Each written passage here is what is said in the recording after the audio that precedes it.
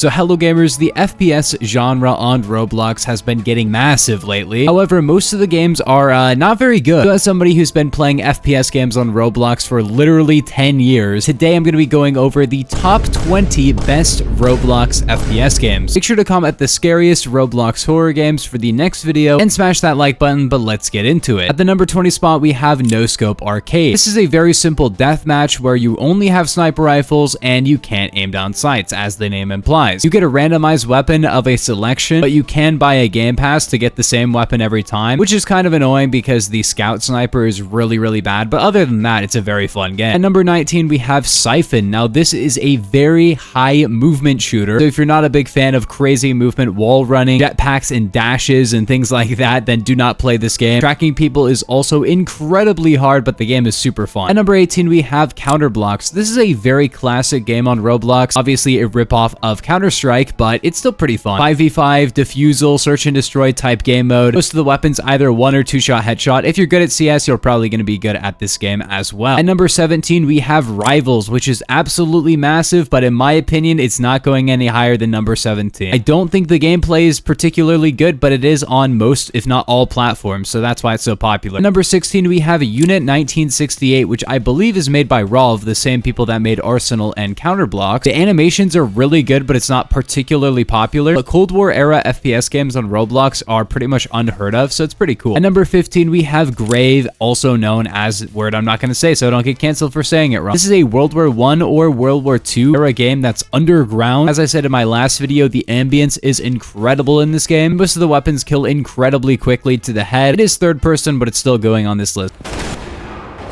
At number 14, we have Arsenal, which used to be incredibly popular. I never was a huge fan of it. I'm probably like level 65. You guys already know what it is. It's gun game over and over again. Very fast rounds. Incredibly fast TTK. It's very good with the cross-platform support. So if you have a friend on mobile or console, you can probably play with them. It gets very repetitive, but there's a lot of really fun guns in it. At number 13, we have Black Hawk Rescue Mission 5. This is both an open world game with a very large open world. There's a lot of different activities you can do. And then it also has 5v5 and 2v2. I used to be a huge fan of this game back in 2020, but then they had a weird update to it, and I really kind of fell off of the game. It runs a lot worse than it used to run. The recoil is also tied to your FPS, so when it is running good, your recoil is actually like 4 times as high. So it's not really that fun for me to play personally, but yeah, if you like an open world game, a milsim type game, it's really cool, and the PvP is not too bad. I used to like it more, but it's not too bad. At number 12, we have Bomb Line, which is another search and destroy type game. This time it's very interesting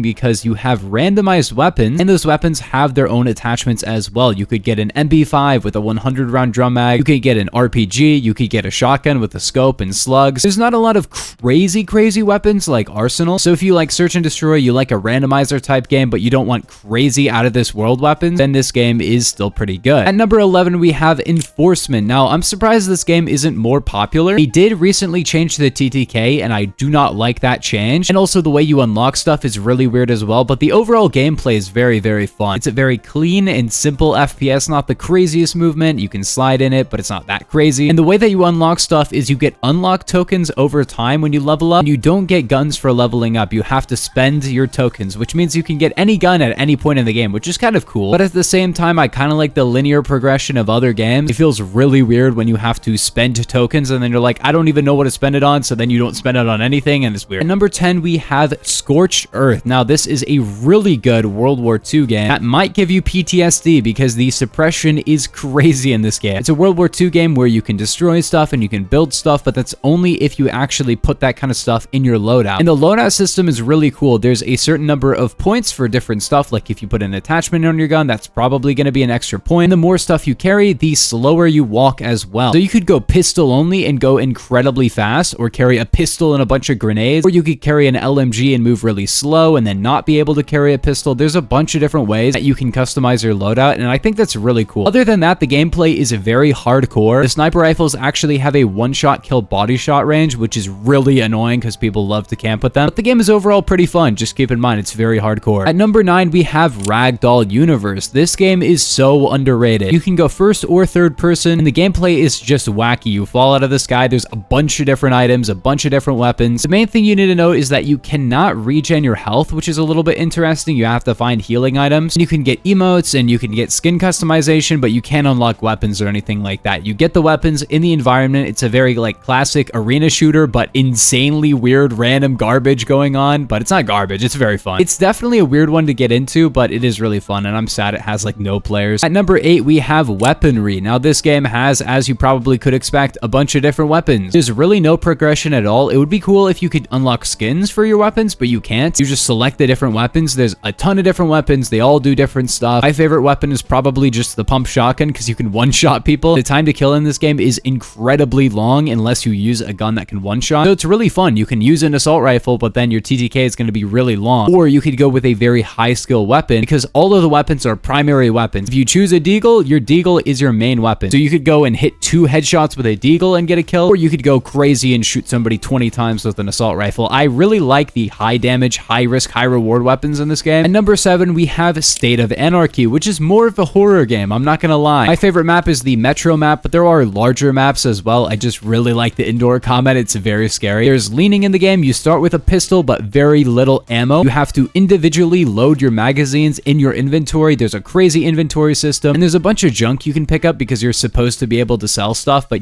I don't think you can do it right now. So the main thing you do is you just try to find a weapon, try to get ammo for your weapon, try to get magazines for your weapon, and try to kill everyone. The game is really, really scary. People love to camp in it, and it's really fun to get shot in the head by somebody you couldn't see. Just kidding, that's not fun. Very slow-paced game, but probably my favorite slow-paced game on Roblox. And number 6, we have Weird Gun Game. Now, this is one of my favorite new games on Roblox by far. I talked about it in my last video, but basically you have a core of a weapon, which is a certain type of gun like a SCAR or an AUG or a sniper rifle. And you put your barrels on it, you put your different magazines on it, your grip, your sight, your stock, and they all give you different benefits or drawbacks. And I'm talking about damage, reload speed, hip fire, all that kind of stuff. So you have to really tune your weapon for what you want from it and try to hit those time to kill thresholds. I have a bunch of videos on it if you want to go check them out. At number 5, we have Arms of Solitaire. Now this game used to be called Ace of Spades, and it was based off of, I believe, a Steam game of the same name. However, they had to change the name because of copyright, I guess. But the game is still really, really fun. The recoil is just insanely high. But everybody gets blocks and everybody gets a shovel, and the world is built out of voxels, aka big cubes. So you walk around, you can build a bunch, you can break a bunch of stuff, and there's a bunch of different maps. Some of them are literally underground, so you just dig everywhere, and that's very cool. You can also break blocks with your guns, which is really cool. But running around with a shotgun is really fun in this game because they all one-shot usually. At number 4, we have a pretty much dead game that hasn't been updated in like 5 years, but this is my favorite Roblox FPS of all time, so I had to put it on this list, and that is Polygons. Usually you play it in third person, it has first person as well, but I just can't even describe how good this game is. It has super fast regen, different armor sets that give you different benefits and drawbacks. You can have higher jump speed, you can have faster movement, you can have crazy different stuff. There's melee weapons that make you go really, really fast depending on your armor. The gadgets are really cool. There's a dash, there's a shield, cloaking device, which I don't think I've seen any other game with a cloaking device on Roblox, at least FPS wise. There's a turret, which is really OP. There's a railgun that has perfect accuracy, can one-shot people. This game was so big, it actually had a Roblox event back in 2017. What was that called? Guardians of the Galaxy 2? Yeah, it had an event for that. I finished that event, so I literally started playing this game like 8 years ago. I wish this game came back, man. It is literally my favorite. And yes, it's dead, but I had to put it on this list because it's so good, dude. Go play it. At our number 3 spot, we have Energy Assault. Energy Assault doesn't have the best overall gameplay ever, but there's a bunch of different weapons. The progression is nice, and the updates they've been giving it lately have been pretty big. And the more expensive weapons tend to be better, but you can do just fine with every weapon in the game, which is cool. There's a bunch of different game modes. A lot of the maps have teleporters and cool stuff like that. Not all the maps though, which is kind of unfortunate, but yeah, very fun game. At our number 2 spot, we have Frontlines. Now, Frontlines is about to start coming back. I don't know when it's going to start coming back, but I know there are updates coming for it. It has some of the best graphics on Roblox, even though it's like 2 years old now. The gameplay is really good. The attachment customization is really great as well. A bunch of different options for all your different parts of your weapon, ammo conversions and stocks and different magazines and stuff like that. And yeah, the progression is kind of trash. I'm not going to lie. They better rework the progression. It's stupid that you have to get like headshot kills to to get sites. Just give us like XP for sites, man. And at number 1, we have Bad Business. Now, I don't really play this game that often anymore, but I'm not gonna lie, in terms of quality for customization and movement and gunplay and all that kind of stuff, Bad Business is the king. It has really nice progression, a lot of different weapons. All those weapons have incredible customization. We're talking about some guns with like 5 different stocks and barrels and ammo conversions and magazines and all this kind of stuff. Anyways, comment your favorite Roblox horror games for my next video and subscribe, but I'll see you guys in the next one. Peace. Have a nice day.